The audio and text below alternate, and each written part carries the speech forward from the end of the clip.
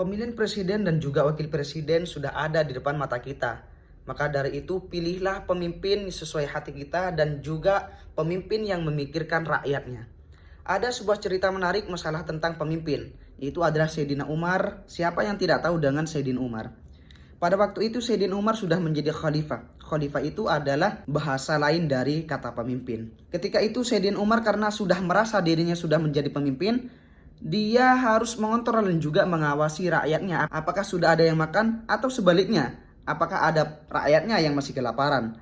Setelah itu Sayyidina Umar berjalan di tepi-tepi kota Madinah, menemukanlah sebuah tenda yang dimana di dalam tenda itu ada seorang anak yang menangis di dalamnya. Pada waktu itu Sayyidina Umar bersama dengan sahabatnya, itu adalah sahabat Aslam. Setelah itu Sayyidina Umar mendatangi tenda yang ada anak menangis itu. Kemudian Sayyidina Umar mengucapkan salam kepada orang yang ada di rumah itu. Assalamualaikum. Kemudian ibunya menjawab, Waalaikumsalam. Apakah saya diperbolehkan untuk masuk ke dalam tenda? Ibu pun menjawab, silahkan. Setelah itu Sayyidina Umar melihat anak yang sedang menangis. Sayyidina Umar pun menanyakan kepada ibunya, apakah anak ini sedang sakit? Ibunya menjawab, tidak. Anak ini tidak sakit, tapi anak ini kelaparan. Anak ini puasa 1 hari, kemudian saya sedang memasak, tapi apa yang dimasak? Yang saya masak adalah batu. Kemudian Sayyidina Umar mengatakan, kenapa kamu memasak batu? Saya memasak batu karena agar supaya ketika anak saya ini melihat saya dalam keadaan masak, bahagia. Berarti ibu saya dalam waktu masak.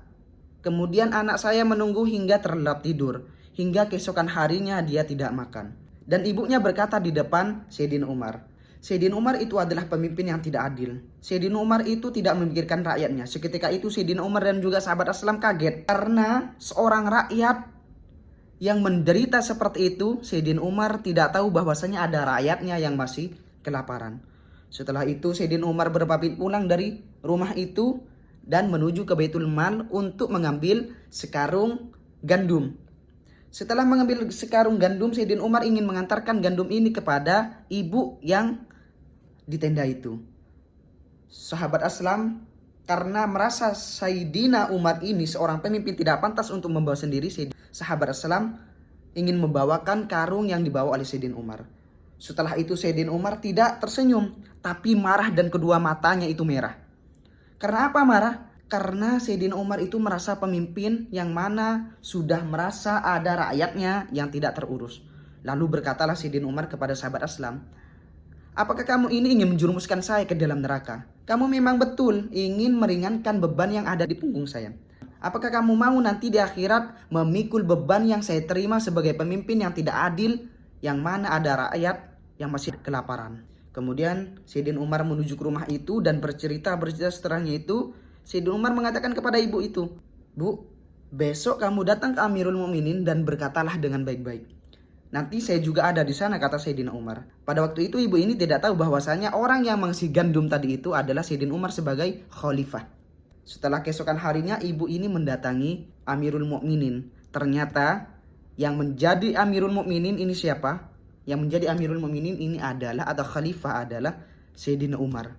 Seketika itu ibu kaget dan minta maaf kepada Sayyidina Umar. Lantas Sayyidina Umar mengatakan, ibu ini tidak salah, tapi saya salah. Tapi saya yang salah. Karena saya seorang pemimpin, masih ada rakyatnya yang masih belum makan, kelaparan dan yang lainnya. Apakah saya pantas orang pemimpin seperti itu? Maka dari itu, saya mohon kepada semua orang yang ingin mencari pemimpin, sesuai hati kalian dan juga pilih pemimpin yang memikirkan rakyatnya.